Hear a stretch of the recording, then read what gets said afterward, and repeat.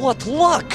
What a miracle! One moment I was rushing into the fetid tonsils of that horrible monster. The next, I was plummeting downwards to the jungle floor beyond its reach. I prayed I would land on something soft. Perhaps your head. But nothing could have prepared me for what was about to unfold. An epic saga of pride, power, and revolution. A struggle for freedom the likes of which our world has never seen. And it happened like this.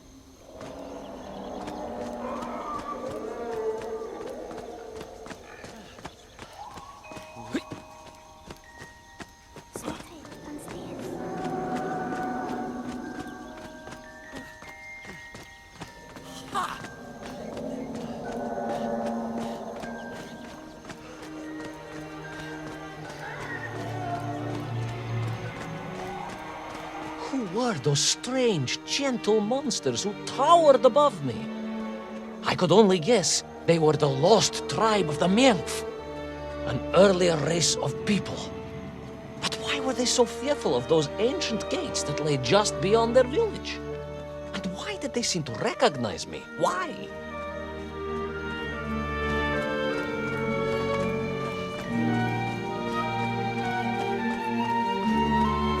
Yes, I'm also wondering why. Ну а как же, генерал? Who was I to question such things? Trapped as I was deep underground. I was more curious, I must admit, about the location of little Orpheus.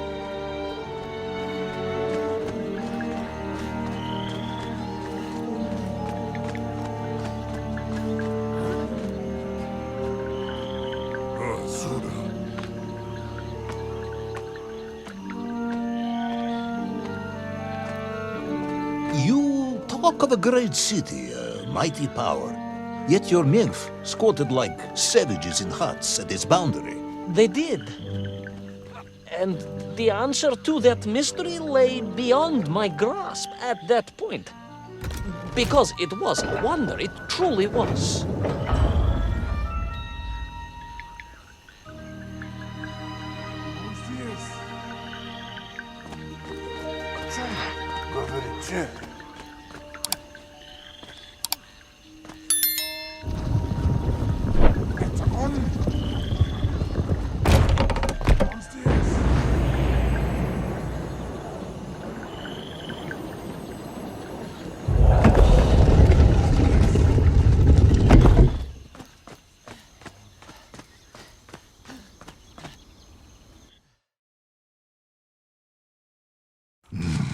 The lost city of Agartha. I hope I may one day see it myself. Oh, General, if only you could. Unfortunately, as I shall explain, should you seek Agartha now, you wouldn't find it. It has been utterly destroyed.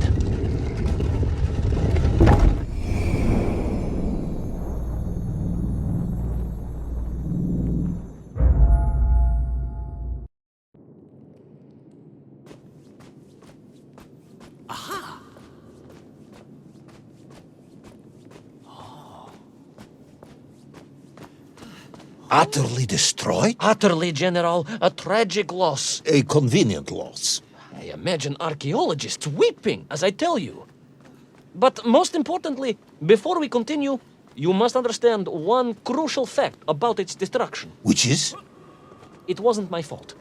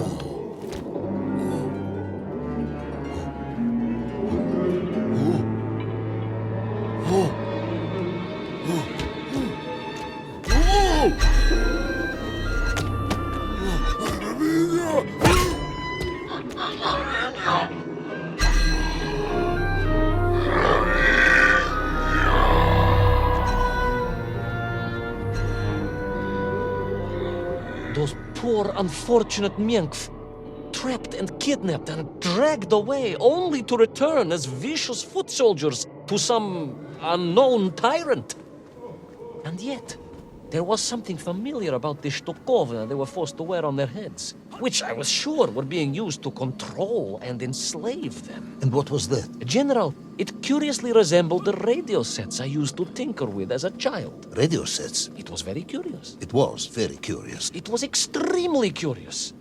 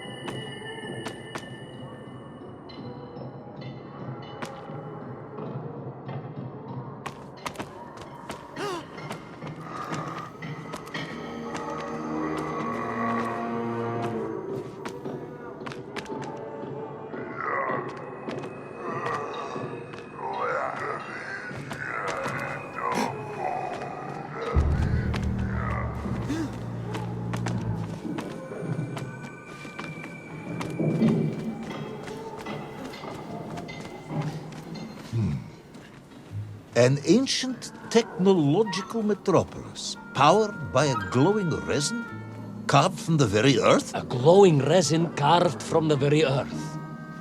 Do you see, General? I fear you are about to enlighten me.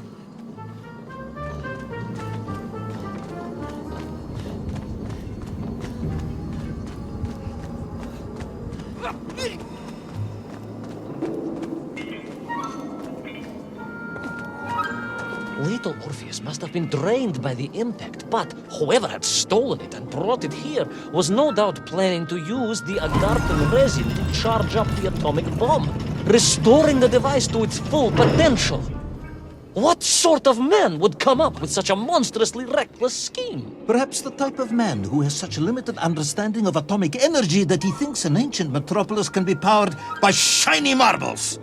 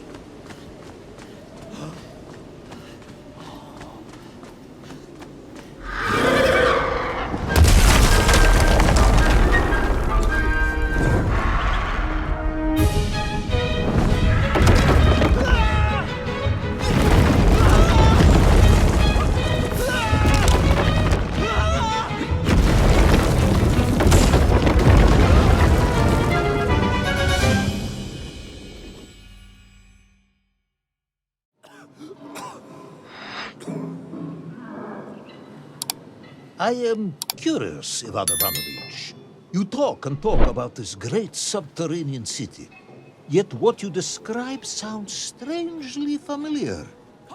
It does in some way bear an uncanny resemblance to the glorious architecture of Comrade Alexei Dushkin.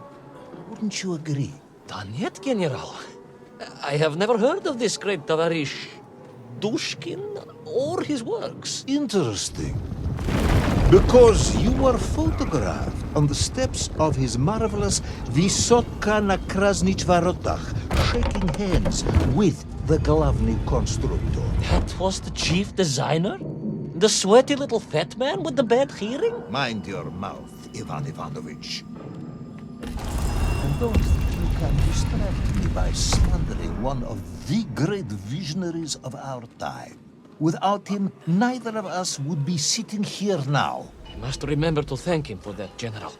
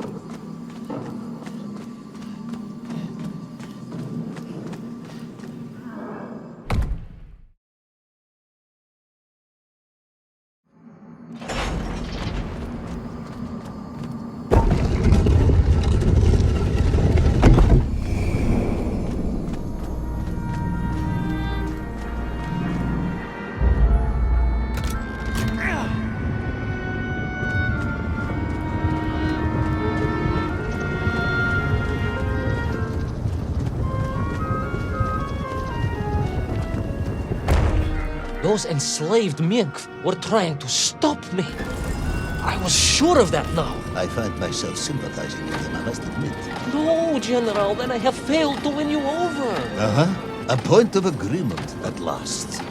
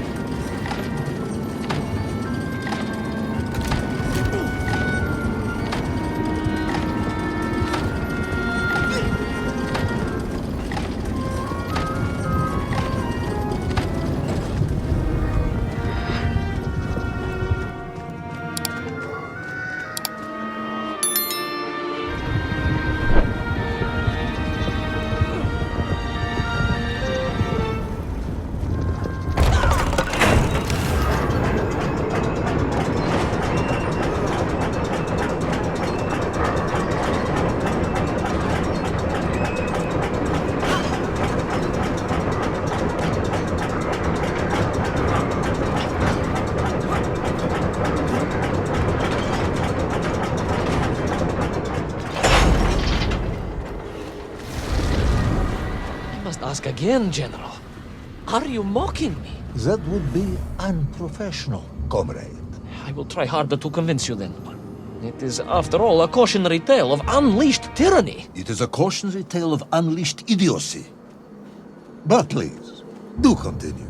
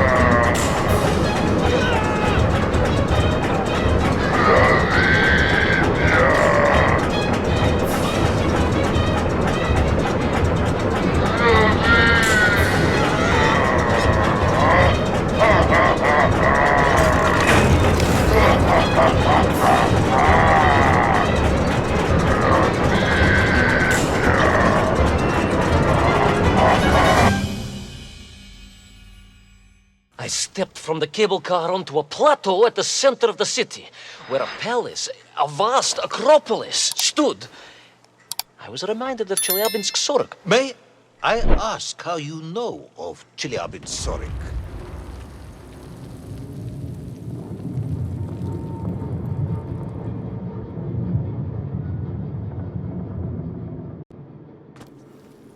My Aunt Masha was a traveling tinker who married a beef investigator from Zlatoust. She told me of a secret but wonderful city in the west. An edifice of sheer power, humbly serving the will and needs of the people. Yes, unfortunately, that story didn't end so well. No. That's what Auntie Marcia told me. And perhaps that is why I was also reminded of it. Because the moment I touched the floor in that place, I could tell something was very, very wrong.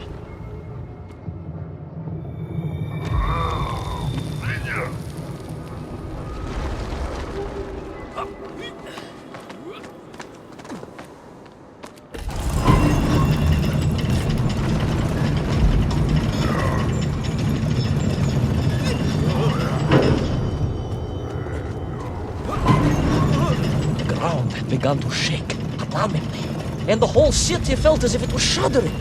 I could only imagine what I would find in the heart of the vast temple. If it isn't a giant glowing marble, I'm going to be very disappointed.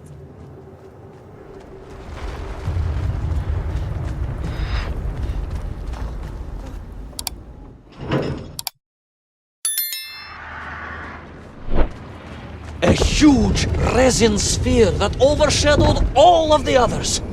I caught glimpses through the twisted architecture. And it was then I saw him. Him? The thief, the enslaver, the tyrant, sucking the power from this wondrous city as he drained the very lifeblood of the ancient civilization and drew it into the atomic embrace of little Orpheus. With a song in my heart, I raced onwards to stop him.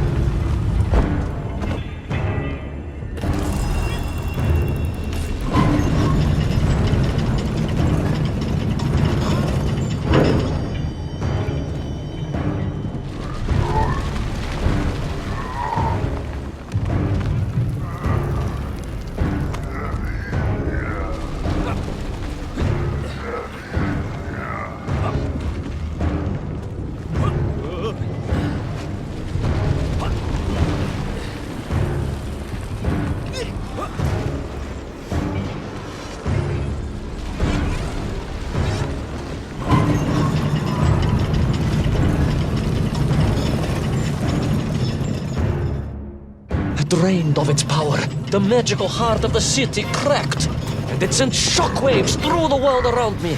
A true monster, General, willing to bring down the mountain itself upon Agartha and bury it forever in his ruthless scheme. I could not save that wondrous place, General, to my shame and regret.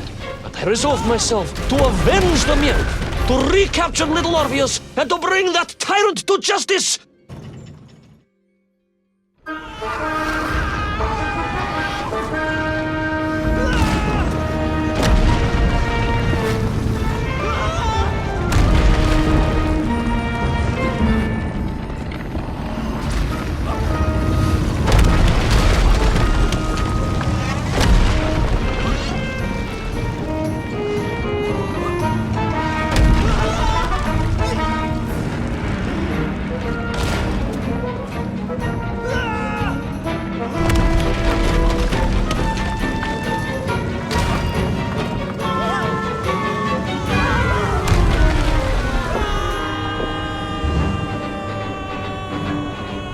Will our plucky yet careless hero fall forever through those unknown skies? Will he discover the identity of the brutal thief commanding the army of the MENK?